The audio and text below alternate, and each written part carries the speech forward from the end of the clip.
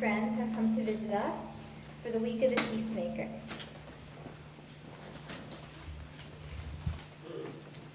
So let's give them a warm New Rochelle high five and a loud, cheerful Iona hi. Okay, here we go. 1, 2, 3, hi!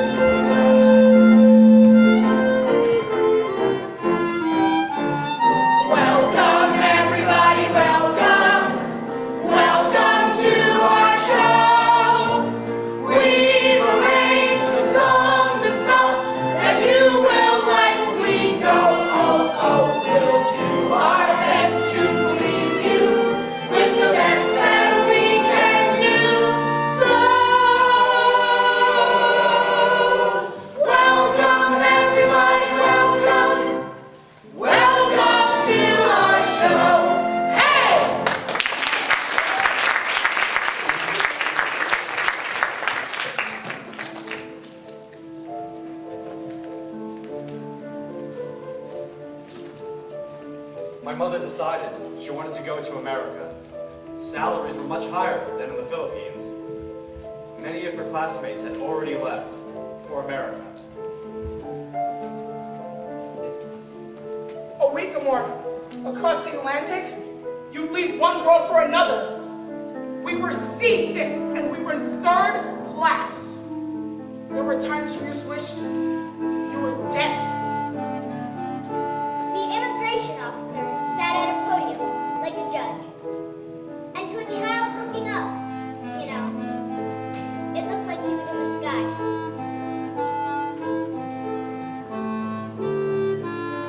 Put an end. Forget your childhood and become a man here. All of a sudden, and start a new life amongst people whose languages I didn't understand. Everything was different. I never despaired. I was optimistic. See, there's a funny thing they did, you know? You had to have $25. On the day before, the officer would come around the ship, and he would ask, who doesn't have the $25? Well, some of them put up their hands. All right, the officers would say, we'll give you the $25. They didn't want to send anybody back, so they gave it to you. Just before you're ready to go out, they give you the $25. And then a man comes, and he takes the $25 away. So you're still in nothing. When we got to Ellis Island, they put the gangplank down, and there was a man at the foot. And he was shouting at the top of his voice, push your luggage down! Men this way! Women and children this way! And then looked at us and said, well, we'll see you back at the mountain of luggage, and hope we find it again. For one thing, Ellis Island gave me a chance to stay here, and to live here, and raise my children here. And for that, I'm eternally grateful to that little island. After being greeted by the Statue of Liberty in Ellis Island, the immigrants proceeded to purchase tickets and boarding trains that led them to the new homes in America. That led to a gateway and realization of the new hopes and dreams in America.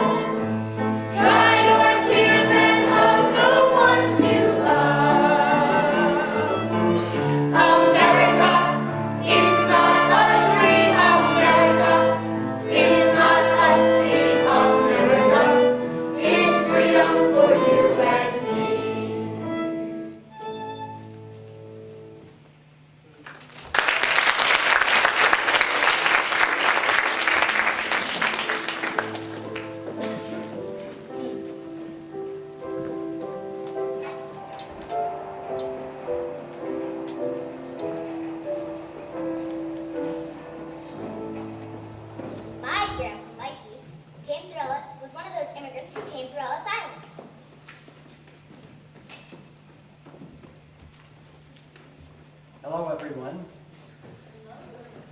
Didn't you guys have lunch? Let's hear it. Hello, everyone. Hello. Thank you very much. I'm very glad that you came here today to see our performance of, what's the name of this thing? Oh, yes, Coming to America, which is, by the way, part of a book that I've written called Sadaka. You can find it in the libraries, etc., etc. And we decided to do the Coming to America here at Iona. And it is a very brief glimpse of two young people who had the guts to leave what they had, little security that they had, and trade it in for the new world with a new bunch of customs, with a babel of languages, with varied faces, and with clusters of religions, and a new world of hearsay hope. From 1880 to $1,900, that's the admission. 1880 to 1900, 9 million immigrant souls walked by off the ships in third class in a hole in the ground and came across through Ellis Island in Manhattan, New York, to try and find that invisible, intangible hope that is America. It's an unbelievably human story when you stop to think about it. It's an unmatchable American story. It's the unique immigrant story. Let's see what it is in Coming to America.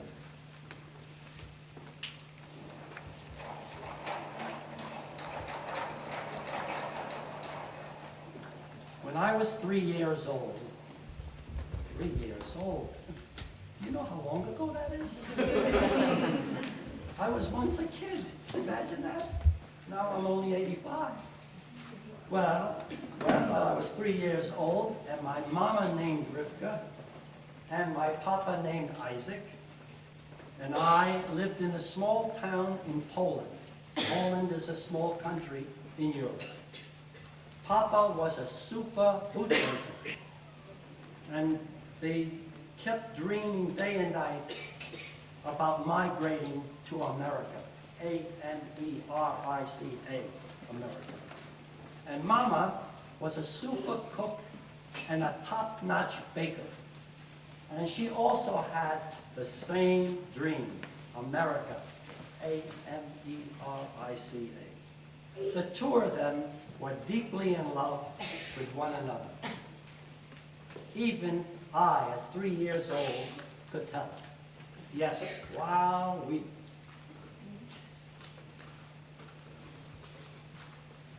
Hi, Rivka, look, what's new, my love? Isaac, please keep it low. Little Mikey finally fell asleep in the other room. Unbelievable.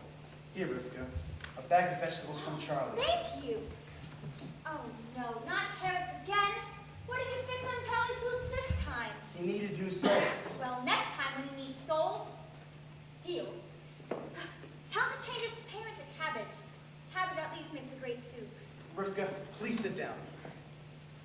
Soon, I'll only collect cash for my work because we're going to America. America? Yes. I received a letter today from my brother Solomon in New York City, and he says he'd be delighted to sponsor me. He knows of my skills as a great bootmaker and thinks I can make a fine income in America as a high-quality shoe. I'll be able to take care of myself. Take care of yourself. Rivka, they say the streets in America are paved with gold. I'll be able to work day and night for decent wages. And sooner than you know it, you little Mikey will be hugging me in America. I'll hug you right now as a down payment. Seriously, though, it won't be easy. I won't go unless you want me to. You go. Even though I know the streets are not paved in gold, I know how hard you're going to have to work. And how many hours a day. Listen, Isaac, please don't worry. No ocean is wide enough to separate us.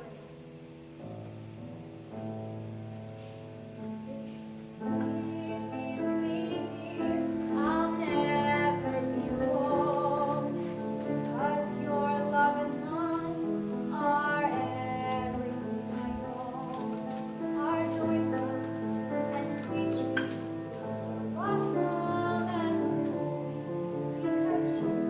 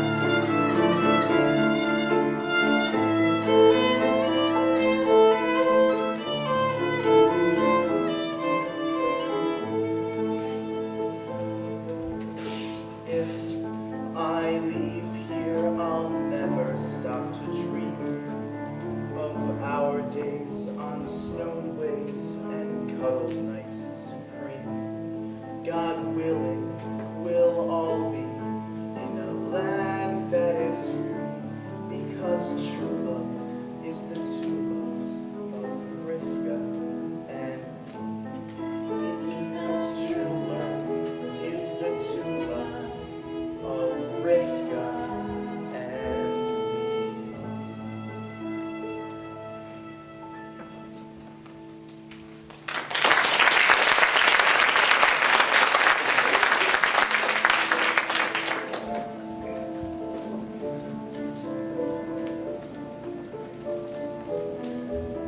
Within 6 months, my Papa Isaac was ready to go to America.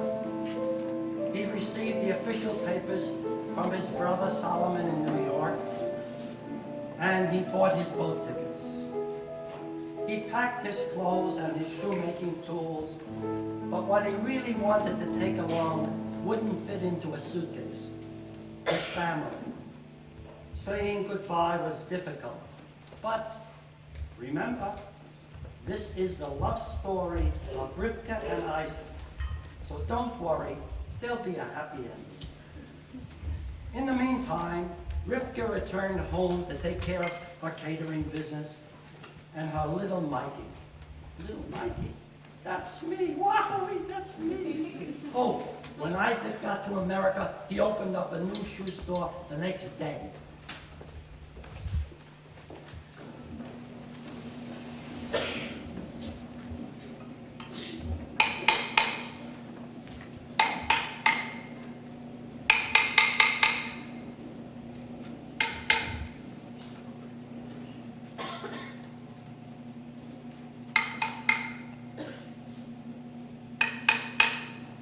Isaac, So, there are more orders for your great boots. The neighborhood is going crazy for them. But, gee, you don't have to get them all done in a week, you know. well, I know, Solomon, but if they like my work, they'll tell other people. Everyone loves your work. These boots will never wear out, but you will. It's late. Why don't you call it a day? Well, I'll be with you in a moment. Let me finish these last heels. See yourself. Oh, I almost forgot. This letter came for you from your sweetheart. That'll stop you from working.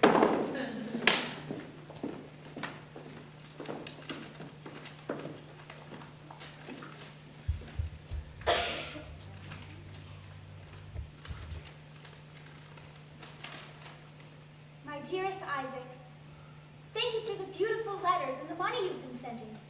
It's obvious that you've been working day and night. I have good news. The special cakes and delicious foods I make have been selling all over town. And now, the great news is that the butcher's daughter, Hannah, is getting married. And guess who they hired to cater the wedding? I know it will be hard work, but it's no more than you and your boots. Well, I'll be worth it. And I will be able to see and hug you again. Always, your love, Rivka.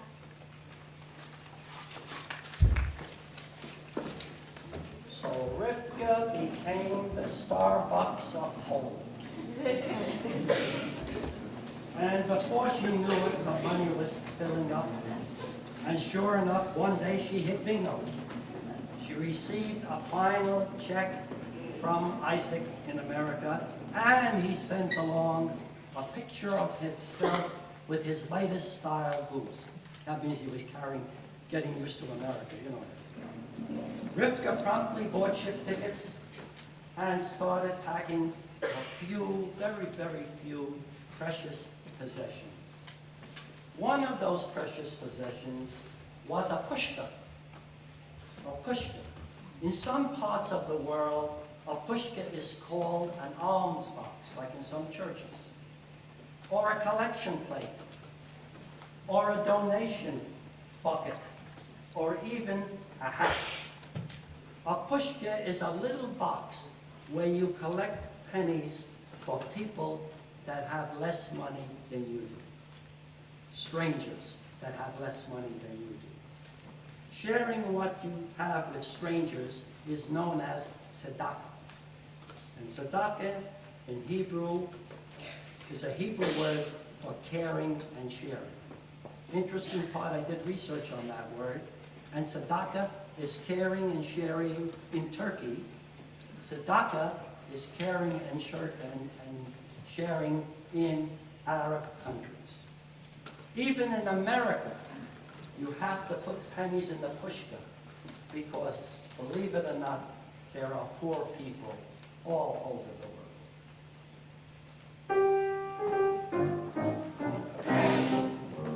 It's not much money if you spend it. It's just a cookie in your tummy, but when you give it, it makes your day sunny, makes you 10 feet tall. Die-di-die-di-die, a nickel. It's not much money if you spend it. It's just a pickle that's yummy, but when you give it, it makes your day sunny, makes you 10 feet tall. Die-di-die-di-die. When you are a sharing person, you surely are a caring person, helping strangers have a happy day. Die-di-die-di-die-di-die. When you are a sharing person, you surely are a caring person, happy you found a better helping way. Die-di-die-di-die-di-die. Quarter. It's not much money if you spend it. It's just a tchotchke that's funny, but when you give it, it makes your day sunny, makes you 10 feet tall. Die-di-die-di-die. When you are a sharing person, you surely are a caring person, helping strangers have a happy day. Die-di-die-di-die-di-die. When you are a sharing person, you surely are a caring person, happy you found a better helping way. Die-di-die-di-die-di-die. A penny. It's not much money if you spend it. It's just a cookie in your tummy, but when you give it, it makes your day sunny. If not now, then when? If not now, then when? If not now, then when? Chicago!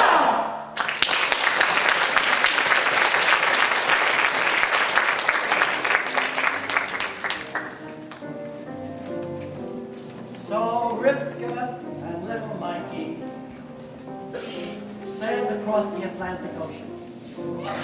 The ship was very crowded and the ocean was very bumpy, but Rivka was very happy because she knew she would soon see and hug Isaac. I was now 5 years old. Shipmates, why are you all so sad? Tired, yes, but sad? Don't you realize where we are? Tomorrow, we'll be in America, the land where dreams can come true. Listen. We're sailing to a land that's free, where life and liberty and the pursuit of happiness is best for everyone to see. We're sailing to a land that's free, free for you and me, where children will be born and freedom stored and virgins of liberty. Raise your hands and thank our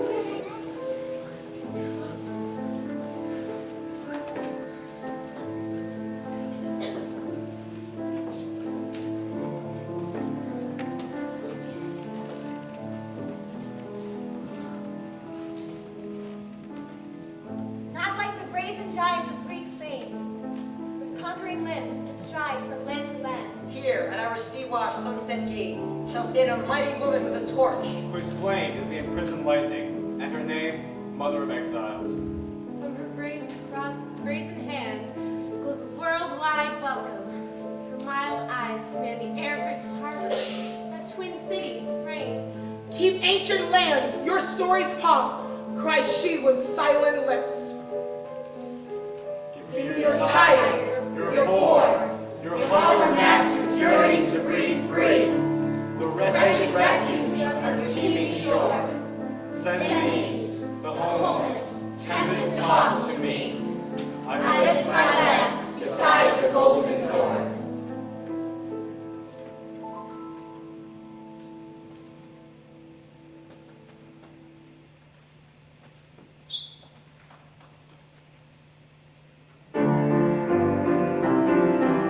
Clap your hands, sing a song, tell the world where you belong. Clap your hands, sing a song, tell the world where you belong. Clap your hands, wiggle your toes, say good morning, como está? Kalita! Ni hao ma. Como se va? Mashlomcha. Now we're ready to go and start a new day. With parents and teachers to show the way.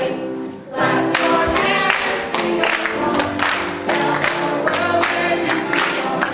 Clap your hands, sing a song, tell the world where you belong. More buddies, I'm glad you're here today. More buddies, you make my day okay. And you are with me, for the sunshine lights my way. And with your glow my heart goes on, makes me want to sing and jump. Good morning, buddies, you make my day okay. You make my day okay. Clap your hands, sing a song, tell the world where you belong. Clap your hands, sing a song, tell the world where you belong. Clap your hands, sing a song, sing a song, tell the world where you belong.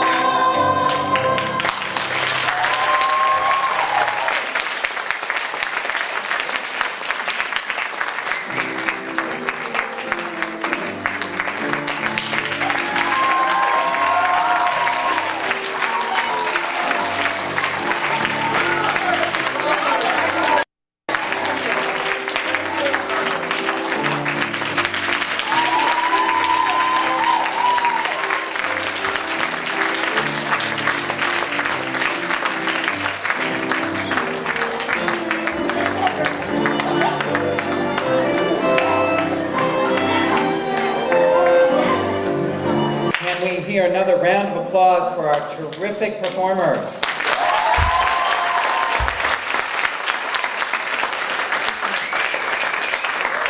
Please take a curtain call.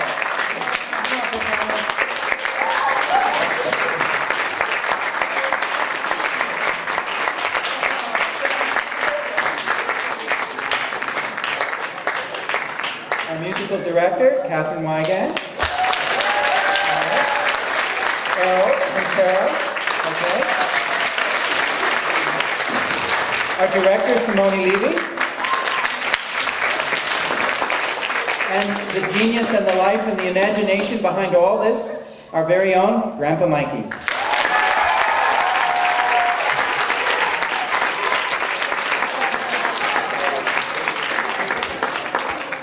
And now I'd like to call forward our Peace Camp leaders. Okay, Kristen and Christina, and you're going to come forward and call up our kids. We're going to sit around stage. We're going to talk about it. What was this all about for us? What did it mean to us? Thank you.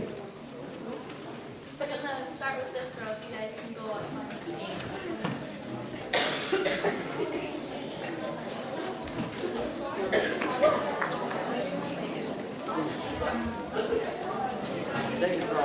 Sure, that's good.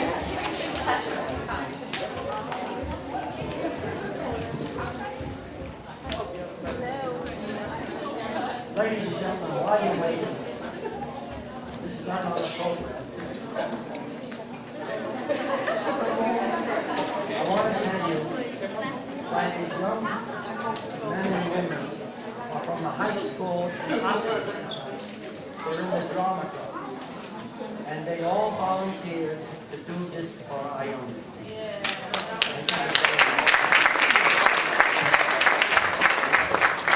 And not only that, they had to give up all their Sundays for the last 2 months or 3 months. And I think that's right. That's Karen and Shane.